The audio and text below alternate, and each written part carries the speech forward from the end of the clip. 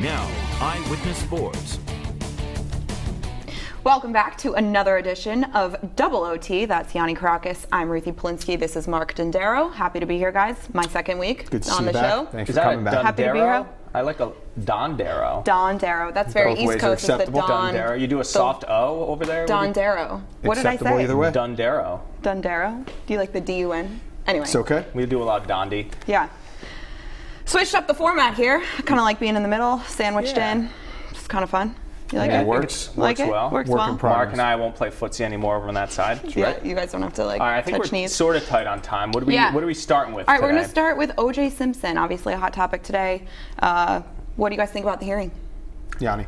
So I thought OJ was arrogant and showed no signs of remorse. And they say going in at these parole office meetings, you're supposed to be contrite and be remorseful for what happened. The whole time he was on the defensive saying this didn't happen.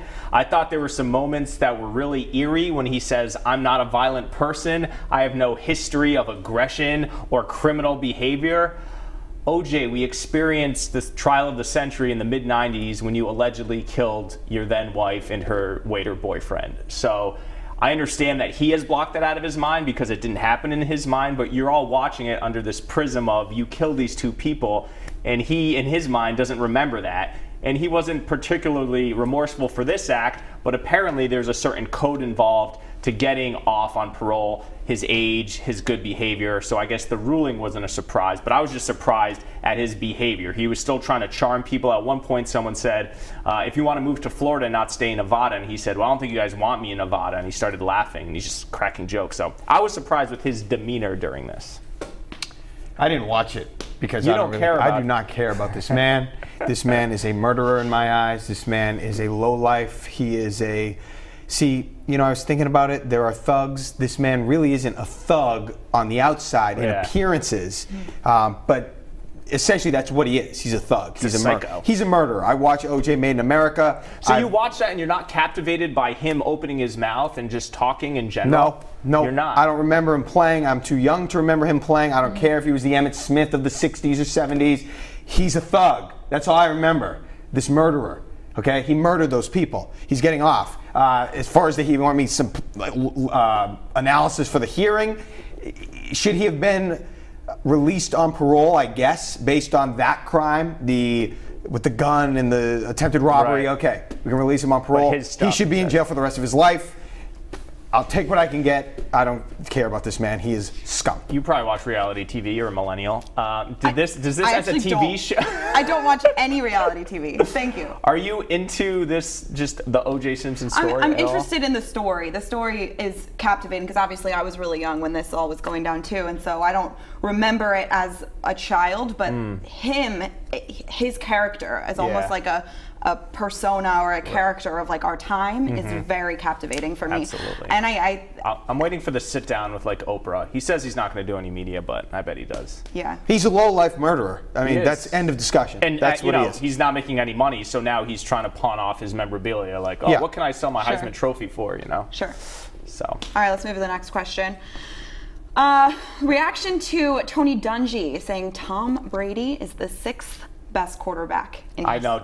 in recent history, You're right? gonna have smoke coming out of your ears for this one. Well, you know, I think Tony Dungy is a little overrated in the grand scheme of things. Now, he did kind of try to justify his rankings by saying that he went at this exercise as if he was a defensive coordinator and he was trying to scheme against these quarterbacks. So he didn't even have Peyton Manning in the top three because Manning and Brady didn't run well. They weren't very mobile.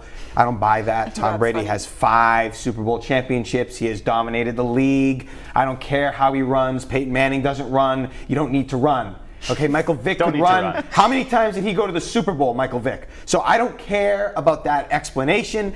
His rankings are bogus. Tom Brady, I mean, not in the top 5, Tom Brady. There's no way you could justify, and he tried to do it, but there is no way you could justify not putting Tom Brady in the top 5 quarterbacks of all time. No way, no how, get out of my face, get out of my life, because I cannot understand how you do that. That doesn't make any sense. God. And let me just add one more thing about Tony Dungy. I think there's been no coach in the history of pro football that squandered more talent, elite quarterback play, and just overall golden opportunities and teams ready to win right now than Tony Dungy. He was an overrated coach, and I think it's an embarrassment that he's in the Hall of Fame. So you had get out of my face from Don Dare and the emoji, the triple finger. So yeah, we've now deemed this the official. I try to stay in control. Emoji. Thank God NBC has Rodney Harrison sitting next to Tony Dungy every week on Sunday Night Football, because there has never been a more biased ex-coach or player towards an ongoing organization than Tony Dungy against the Patriots. Pathetic. We know the Pats had the Colts number pretty much from 01 through, I guess, the 06 AFC Championship game. So he's bitter, obviously. Dungy and Manning probably should have won more than one Super Bowl. So he's looking at this through a lens of they were our rival. Obviously bogus not to put Tom Brady in your top 5. Maybe 2 or 3 the lowest, but anyone who doesn't have him 1, 2, or 3, I don't know if they know what they're talking about. I agree that Dungy's overrated. I never thought his teams played better than he never raised their play, so to speak. And I don't know if he's a Hall of Famer, but this list is bogus, and he is completely exposed as being pretty biased. Yeah, he's not trying to hide the fact that he's salty. Real quick, in golf, there are good bogeys and bad bogeys. You never want to make bogey, but sometimes you make a good bogey. It should have been worse. The Patriots and some of those teams, a lot of times, Belichick and Brady took them places they had no business being.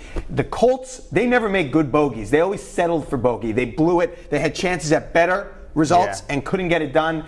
I liked that. The Colts are essentially the 1990 Atlanta Braves. Right. Won championship, division winners every year, but should have done more. That's right. So this is a referendum on the 2000 Colts, but whatever. All right, another ranking gaining some media attention. The Falcons, do they have a better roster? All right, I don't know the backstory. USA Today had it on Thursday. That they have a better roster? That they ranked NFL rosters from 1 to 32. Falcons had the best roster. Patriots number 2. Listen, the Falcons have a lot of good players. We saw in the Super Bowl, a lot of speed, a lot of athleticism. But when you look at the additions the Patriots made, let's start from scratch. Best quarterback, best tight end, best slot receiver, 2 top 10 cornerbacks in Gilmore and Butler. Matt Ryan's top 5 at his position. Julio Jones, I think, is the number 1 receiver. I don't know who else comes to mind off the top of my head as being a top 5 player at their position, but I'm going with the Patriots as having a better roster. And something we'll talk about, I think, throughout leading up to the season. No one has more depth than the Patriots. We talked about this in the office the other day. If any single player goes down on the Patriots, they have someone who can slide in. And that includes the quarterback position, where I think even with Jimmy Garoppolo, the Pats would make it to the AFC Championship game. The answer is the Patriots have the better roster. This was clickbait that I fell for. I clicked right on it. As soon as it said the Patriots don't have the best roster, clicked right on it. So good job, USA Today. I also think, I'm going to add this real quick, that what we saw in the Super Bowl, that second half, that fourth quarter, that was more indicative of these two teams matching up than what we saw early in the game. I thought leading into that game it was going to be a blowout. They did blow them out in the second half. And I think if they play again, and guess what? They play again this year, it will be more of a Patriots I don't want to say blowout. I'll give the Falcons some respect, but I think the Patriots will have an easier time than they did in the Super Bowl. I think that's more of what we will see. You made some points there, and I agree. Great players, but this roster is stacked. The depth, Gronk, health, guys they've added, Cooks, joke, and you're the defending champs. You beat the Falcons in the Super Bowl. You can't put them there. Can't do it. Nope. Ruthie, I want to ask you, as you start to cover the team this year, who are you looking forward to seeing most in person? Because a lot of times speed in person is different than speed on TV. Or size. Is it Gronk? Is it Brady? It's Gronk. It's got to be Gronk. And the whole Gronk situation is captivating for me. Yeah, he's a goofball, and he's just a person, but he's going to be huge. And I think it's going to be really interesting. I've never been in an NFL locker room, so for me to just be around the team in general, size-wise, is going to be kind of mind-blowing. I have a feeling. Nice. Looking forward to that. We're pretty tight on time. Let's zoom through these last two. All right, let's go to the next one. All right, this is kind of funny after we talked about the Red Sox-Yankees rivalry last episode, but obviously Todd Frazier rumored to go to the Red Sox. Yankees end up getting him. So what's your reaction? Did the Red Sox blow it? I think not getting David Robertson, the reliever, is more impactful than not getting Frazier at third. I think they can get by without a great third baseman, and I think Frazier's contract's up next year. So I think Robertson would be an ideal guy. I think he's under control for another year or more. So I think that's where they got hurt. But they have 2 weeks to the trading deadline. There are other relievers they can get out there. It did add a little spice to the rivalry. This is what we used to see, the Evo Yeah, it was Empire. cool. So that's fine. David Robertson, I thought the Red Sox should have gotten in the offseason. I wanted him to come to Boston. I thought he would have been nice in that. Cape team, which team? Whitey Red Sox. I thought he would have been nice in the 2006 MVP of the playoffs. I thought he would have been a nice addition to their middle relief. Didn't happen, whatever. Todd Frazier, I would have liked him, not that big a deal. They've had guys in the past come in, one position. They're pretty well stocked elsewhere, but they've had guys in 07, 2013 come in and be young and not even be rookies and contribute during a playoff run, a postseason run. So I'm not as concerned about third base and maybe the lack of experience there. You'd like to see a little more production. Frazier would have helped. I don't think it's that big a deal. I like you leaning on a little bit on the rivalry. You're excited about it? Yeah. Last episode he was poo-pooing Well, it. I'm still. Well, wait a minute. I did a little juice. And then after we taped, there was that amazing JBJ catch. Yeah. Awesome. And then It was a good weekend. It was a good rivalry weekend. Do you change? Are you moving a little bit? No. I mean, it's not where it was. All right, we have 2 minutes. It's not what it was. We Okay, have 2 next. minutes. Live tease. Jason Tatum making the All-NBA Summer League. He made the second team. Is that disappointing? Let me just say, I think it is a little That's disappointing. a lot of words in that lower It's a little third, Don disappointing. Is that a lot? But it's not the biggest of deals because, listen, he played well. He passed the eye test. He was limited in his minutes. They held him out a few times. I forget if he had an injury at one point. So from St. Louis. Yeah, I don't think it's that big a deal that he was on the second team. And, Josh Jackson made the first team. Lonzo Ball made the first team. You'd like to see his name up there. Had he played, had he gone full throttle, I think he would have been there. I liked what I saw. Ball, proved the point. He was the MVP. Everybody's fawned over him. So I'm not surprised. A little disappointing, but in the grand scheme of things, not a big deal. I think this guy is a player. Yeah. Not worried about Tatum being second team. I think, will he make an all-NBA rookie team? I'm more concerned about that where he is at the end of the year. I am getting a little worried about Lonzo Ball becoming a super-duper star and the Celtics missing out on him. Told you.